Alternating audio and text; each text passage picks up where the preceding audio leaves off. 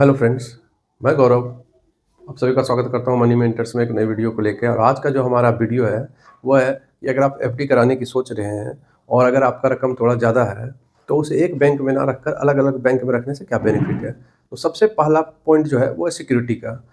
अगर आप 25 लाख रुपए का एफडी कराना चाह रहे हैं तो उसे एक बैंक में रखने पे क्या होगा कि अगर वो डूब जाता है तो आपको मैक्सिमम 5 लाख रुपए तक मिलेगी। 5 लाख रुपए तक मिलेगी मतलब आपकी उस एफडी की 5 लाख रुपए तक की सेफ्टी है। ये सेफ्टी कौन लेता है? DICGC, deposit insurance and credit guarantee corporation.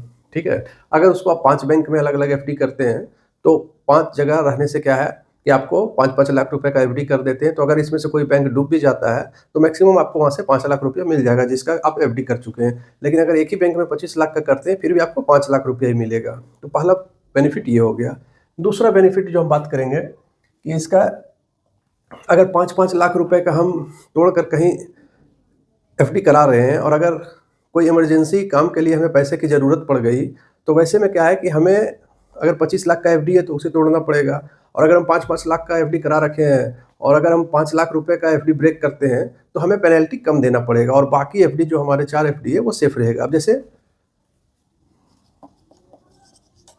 25 lakh का 5 एफडी था तो हम अगर एक एफडी से हमारा काम चल जा रहा है तो एक एफडी अगर हम तोड़ते हैं तो इसमें हमें 0.5 से 1% का पेनल्टी देना पड़ेगा। पेनल्टी यानी कि अगर हम 2 साल के लिए एफडी कराए हैं और इसका इंटरेस्ट 7% है तो आफ्टर 1 ईयर्स अगर हम उसको ब्रेक करते हैं तो 7% इंटरेस्ट मिलने वाला था जिसमें से पेनल्टी 1% लगेगा यानी कि हमको 6% रिटर्न मिलेगा। लेकिन ये जो 4 एफडी था हमारा ये तो हमारा बिल्कुल सेफ रहेगा।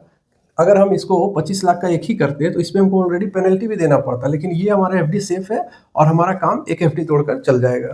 तो दूसरा पॉइंट ये हो गया। तीसरा हो गया कि अगर आप 10 लाख रुपए से ऊपर का एफडी करते हैं तो बैंक उसका इंटीमेशन इनकम टैक्स डिपार्टमेंट को देता है।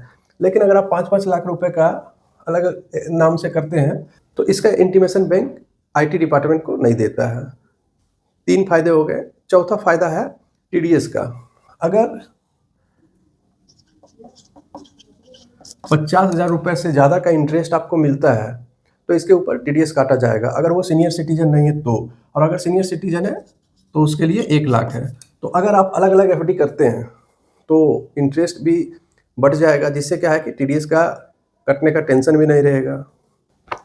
पांचवा जो है वो है कि हर बैंक का एफडी का इंटरेस्ट रेट अलग अलग होता है। तो ऐसे में क्या है कि आप अलग अलग बैंक में एफडी करके उसके इंटरेस्ट रेट का भी फायदा उठा सकते हैं। तो ऐसे में अगर आपके पास 20-25-50 लाख रुपया है और आप एफडी कराने की सोच रहे थे तो इस वीडियो को देखने के बाद आप उसे एक जगह इन्वेस्ट करेंगे या उसे डिफरेंट बैंक में इन्वेस्ट करेंगे, कमेंट करके मुझे ज़रूर बताएं। और ऐसे ही फाइनेंस से रिलेटेड इंपॉर्टेंट वीडियो को देखने के लिए हमारे चैनल को सब्सक्राइब कर लें और दूसरों तक शेयर करें ताकि उन लोगों तक भी इसकी जानकारी पहुंच सके। धन्यवाद।